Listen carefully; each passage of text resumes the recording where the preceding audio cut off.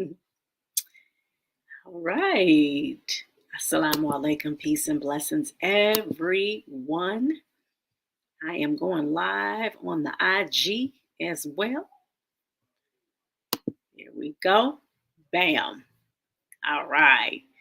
Let me go on back to the studio.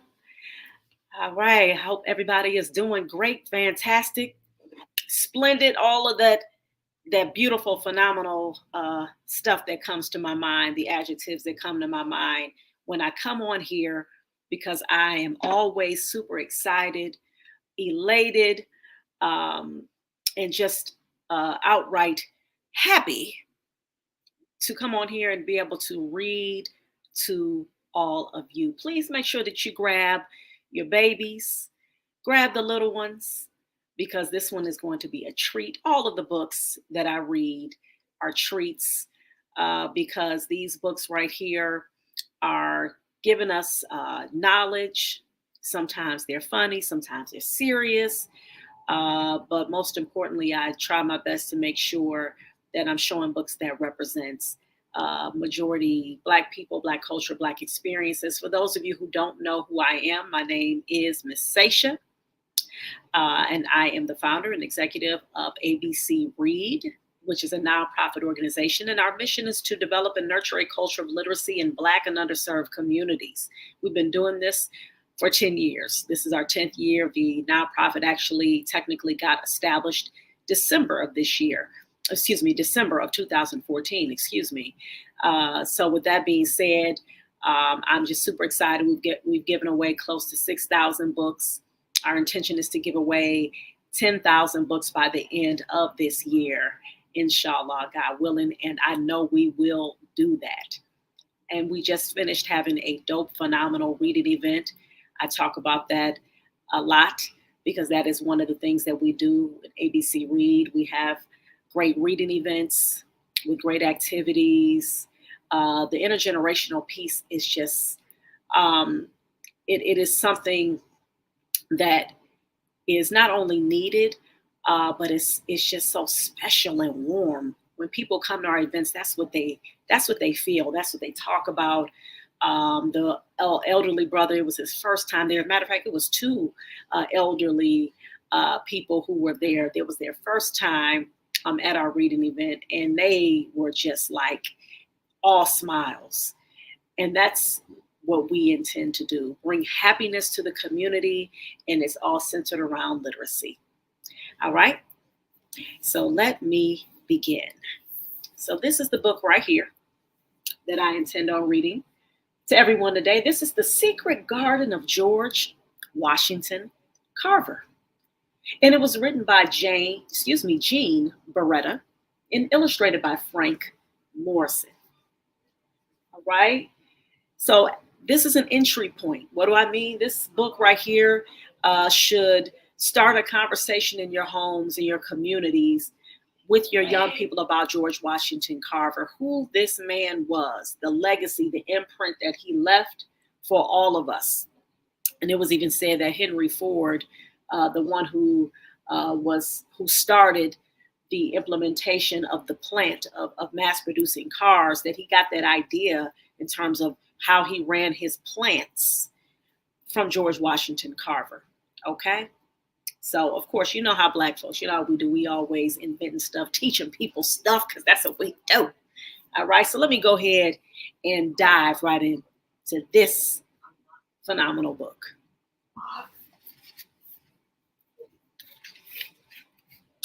I am such a visual person. I love illustrations, y'all. So I'm just always like, when I see those very well illustrated books, I'm like, oh, here we go. Washington, D.C., 1921. George Washington Carver addresses the U.S. Congress. We are just beginning to learn the value of the peanut, Carver told the congressman. Some of them laughed. One man made a racist remark. As a Black man speaking to a room of all white representatives, Carver was not among friends. African Americans were still segregated by U.S. federal law. and treated as second-class citizens. Carver had been given only 10 minutes to speak. He gave the audience 10 minutes they would never forget.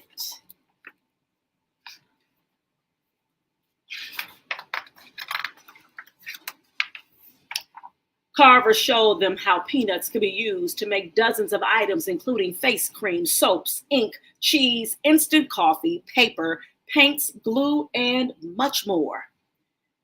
When his time was up, they were impressed. The chairman encouraged him to continue. Go ahead, brother. Your time is unlimited. Carver spoke for over an hour. From the time he was a boy, he had a deep desire to share what he knew. So then, why did he once have a secret garden?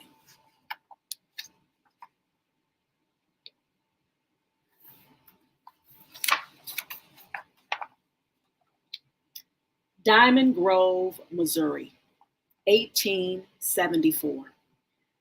No one knew about the garden George kept hidden on the Carver farm. No one saw how the child cared for his flowers and how much he loved them. When he watered the clovers, their petals curved up like a smile. The black-eyed Susans winked when he patted the soil around their roots. He sang to the dandelions, and they waved to him with their long leaves.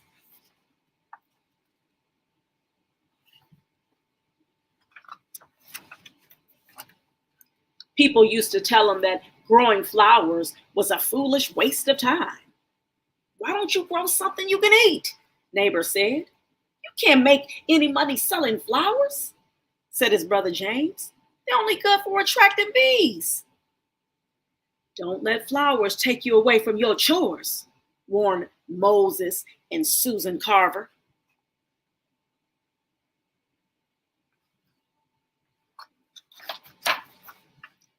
George was born in 1864. Like his mother and his brother, he was enslaved on the Carver farm. While still a baby, George and his mother were kidnapped. Days later, he was found close to death and brought back to the Carvers. His mother was never seen again. The next year, slavery was outlawed in the United States. Moses and Susan Carver did not have children of their own and raised George and his brother on the farm. George was a sickly child, which meant less time working and more time exploring. He filled the house with a steady stream of interesting plants and rocks.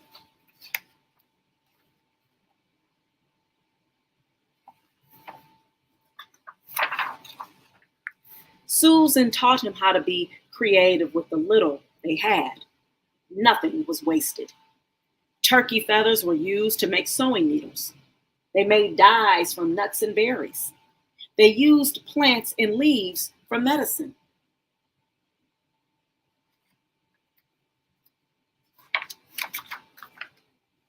Every day he ran into the woods to discover something new. I want to know the name of every stone and flower and insect and bird and beast, he said. Education was limited at home. George had only one book, which he read dozens of times. I know this book by heart, he told Susan. I wish I could go to school with the white children. Slavery had ended, but U.S. segregation laws still denied Black people the same rights as whites. George decided to create his own classroom in the woods and studied the subject he loved most, nature. And no matter how much people discouraged him, he wanted to grow flowers.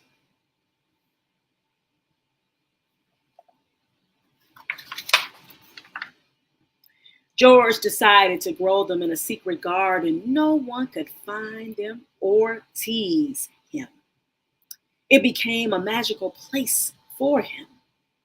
Tiny seeds went into the dirt and transformed into beautiful flowers. In his mind, the garden was a true gift from God, whom he called the great creator. Each day, George rolled the soil between his fingers to make sure it wasn't too wet or too dry. Some plants needed more rain and some needed more sun.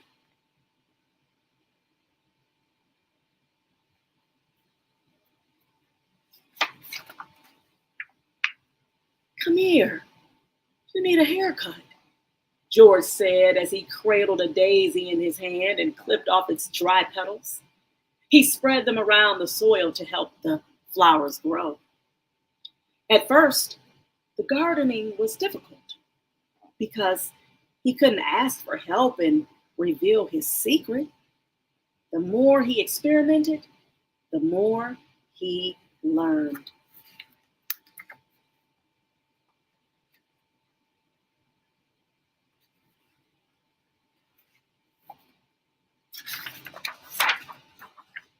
George studied each new season by painting the life cycles of the flowers. Berries were used to make paints, twigs and grass were used to make brushes. He learned how to protect the roots through the winter so flowers could be reborn in the spring. Welcome back, he whispered to the tiny sprouts. It was a special garden and could have remained secret forever. But eventually, the young boy's generosity changed that.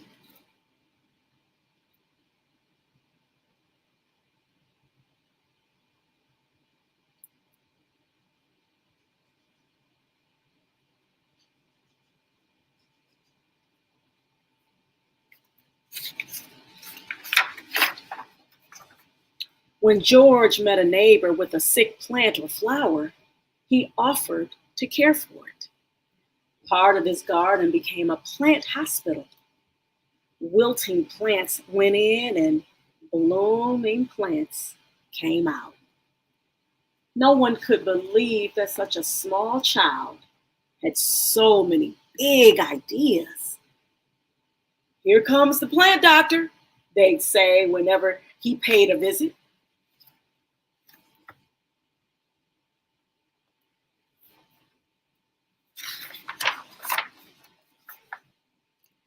Think of all the people I can help, he told the garden.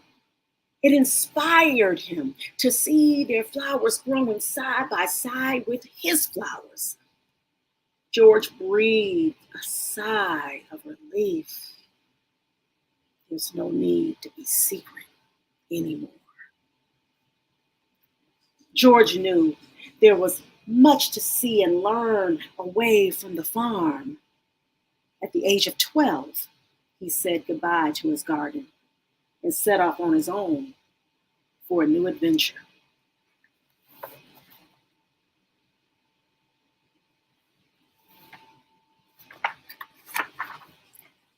In Neosho, Missouri, he lived with Mariah Watkins, who gave him advice he carried into adulthood. Learn all you can, George, then give it all back to our people. Over the next 18 years, he lived in several states and attended many schools to study art and agriculture. It was not easy. After being accepted to Highland College in 1885, the all-white school refused to admit him when they learned he was African American. But the young man was determined to get an education. In 1896, George Washington Carver became the first Black man to study at, graduate from, and teach at Iowa Agricultural College.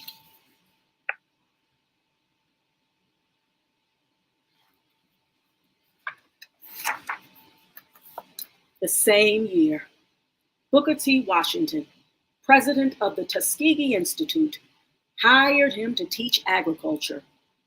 When Carver first arrived, he said, everything looked hungry. The land, the cotton, the cattle, the people. Farmers were in trouble. Cotton crops were destroying their land. With little money and second-rate equipment, Carver built Tuskegee's first farming laboratory. He experimented with new crops to replace cotton, like sweet potatoes and soybeans. But the peanut was his champion. It had nutrients to nourish and refresh the soil. He convinced farmers to grow peanuts and then developed over 300 uses for them. It wasn't long before peanuts became the largest crop in the South.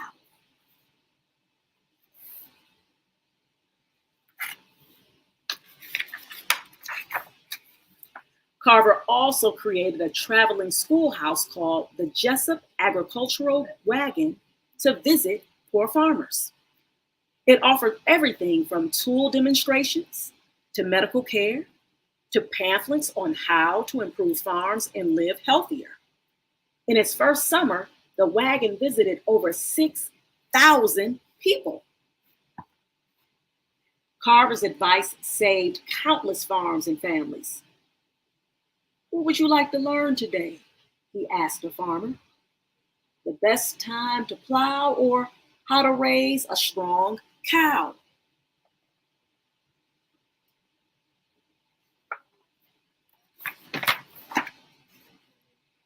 Wherever he traveled, people went to hear him speak.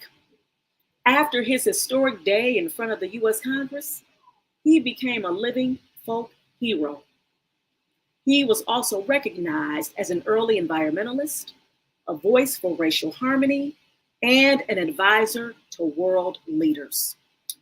With his new fame came many awards and honors. Yet, he remained a humble man, always ready to serve humanity. Since his days on the Carver farm, one thing never changed.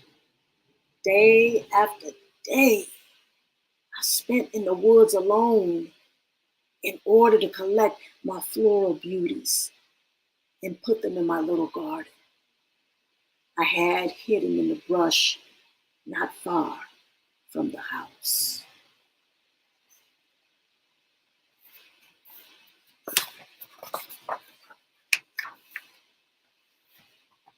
Regard nature, revere nature, respect nature.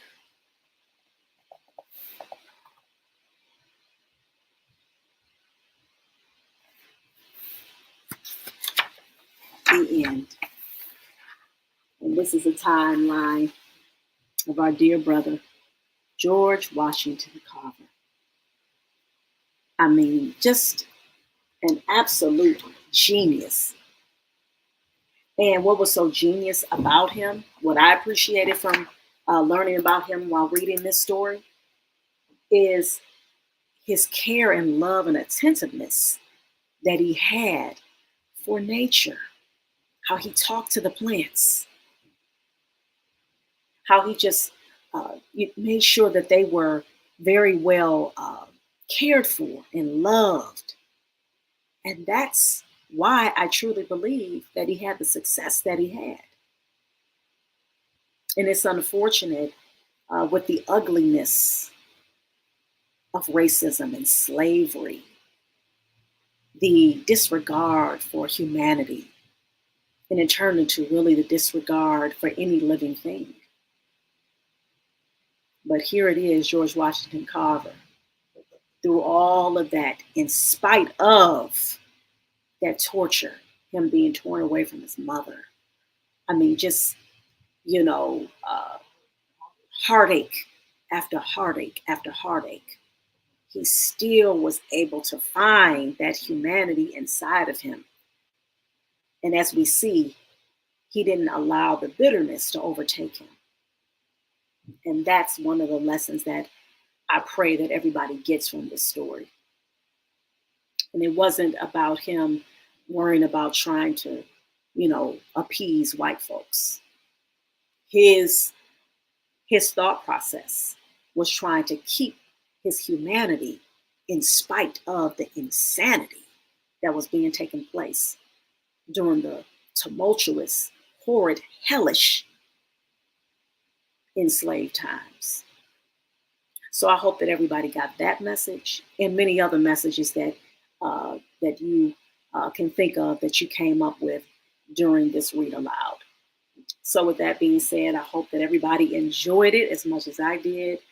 And just remember, as you all see, we ask for donations for the organization ABC Read. All right, you can just simply go to abcread.org. You can click on the PayPal button. You can go to our Cash App, $ABC Read, as you see in the ticker below. Please make sure that you do that. Any donation we accept, because those donations, they go to buy these books. These are the kinds of books that we've given to the community.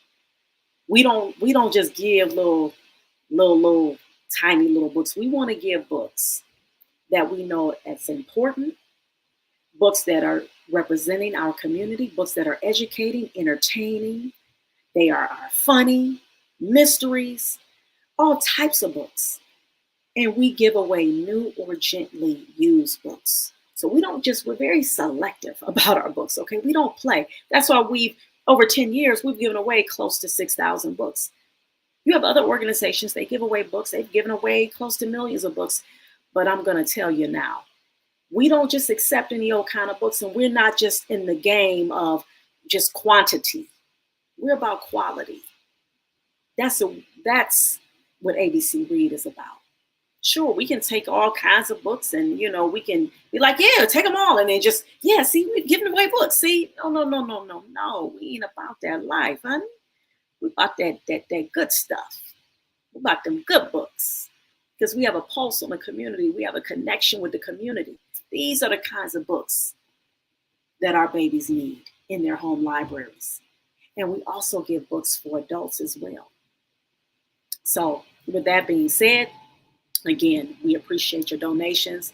I appreciate you all listening. Please make sure you on YouTube, because we are live on there as well. Make sure you like, subscribe, share, comment, hit the notification bell for the next Read Aloud. My podcast, my latest episode that I just finished will be uploaded this evening as well. And just as a reminder, as you all see, this is the brand that I've created. Reading is Freedom. And prayerfully, the Reading is Freedom brand will be registered. I have my trademark very, very soon. So make sure that you go to the website, readingisfreedom.store. And hey, y'all, check out the mug. Check out the mug. This is the Arabic for Iqra. Okay, Iqra means to read. All right, Iqra. All right, the beautiful Arabic calligraphy font. We've gotten a lot of rave reviews. I just was able to take one of the mugs that was purchased by someone, and when he opened up that box, he said, "Dang, these mugs is big." I said, "Yes, they are." So you ain't got to keep trying to, you got the smaller mugs. You got to keep refilling. No, this baby, straight to the rim. You're going to be sipping on this for most of the day. All right? For real. Had to get a little sip of water, a little parched there. All right, y'all. I appreciate y'all so much again. Please make sure that you subscribe, and I will see you all next time. Take care and have a beautiful rest of your day.